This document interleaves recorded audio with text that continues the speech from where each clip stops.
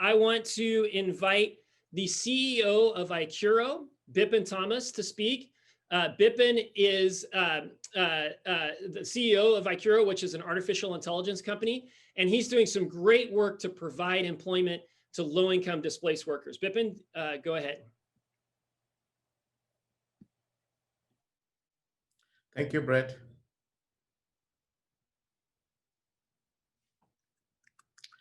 There is an increase in monthly poverty rates since the beginning of pandemic, and it is now getting worse. It causes a heightened need for employers and communities to step up and provide jobs to the displaced workers, especially the employers that are well-positioned to launch new products and services during this pandemic has a real need to bring in an additional workforce. I see a significant need for new skills where people can be hired and trained to integrate with the existing organization across multiple industries. As you know, ICURO is a technology products company headquartered here in Santa Clara, and we are focused on developing new products and services unique to the sanitization needs of reopening offices, facilities, restaurants, schools, and many other commercial businesses.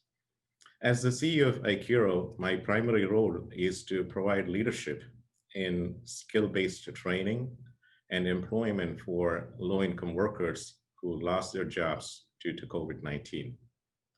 We have already hired several such displaced workers to help with the assembly of these sanitizing robots right here in San Jose. ICURO collaborated with Work to Future a couple of months ago. Work to Future helps Santa Clara County residents to get skills and coaching that's necessary to help them find a new job, to get a promotion, or start a new career.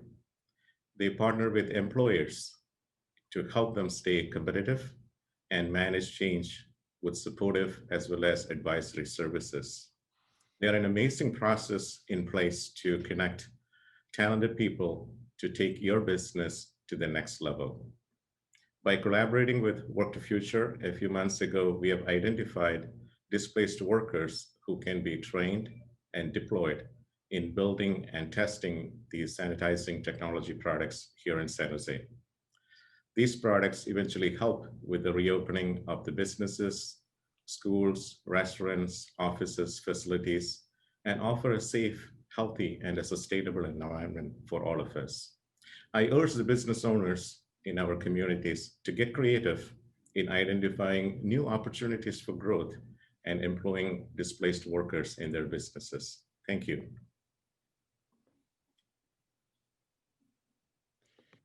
Thank you, Bipin. Next, we want to call on Mayor Sam Liccardo, who's done so much incredible work in leading San Jose through the midst of this crisis. Brett, thank you. Thank you so much for your leadership and the incredible commitment of the so many community leaders that have joined you, united against this poverty pandemic. Look, I think we all knew going into this pandemic well before we'd ever heard of coronavirus, that we've got a deeply widening gap between those who are able to survive amid the rising housing costs and all the other challenges of living in this valley, and those who are struggling just to keep their head above water. We know that this pandemic has just deepened that chasm and has widened it further. And I am so grateful that community leaders like Brett and so many others are stepping up, particularly in the faith community, to say that, look, we know government can't do it alone. There's a lot we're trying to do here at the city. I know that our partners at the county and Supervisor Ellenberg will tell us more about the extraordinary work they're doing. We're all stepping up in lots of ways, but it's only a drop in the bucket of the need that we know exists in our county. So here at the city of San Jose, we're distributing more than 2.5 million meals a week to families in need.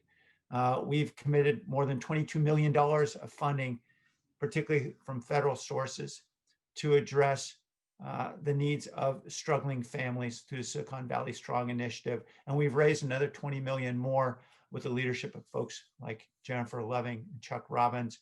And we're going to keep doing more. But again, we know that this is just a drop in the bucket. And so, as with all endeavors, we know we can't win this game for survival and to help our entire community thrive if we've got half the players sitting on the bench. We need everybody on the field. And I am so grateful that the faith community continues to step up in so many ways as they are now in leading this United Against Poverty pandemic. We look forward to doing whatever we can to support the efforts of community leaders who recognize the need that we need to meet in this moment. Thank you. And please let me know how I can help you, Brett, and your team in the days ahead. Thank you so much, Mayor Liccardo. We are so grateful for your leadership.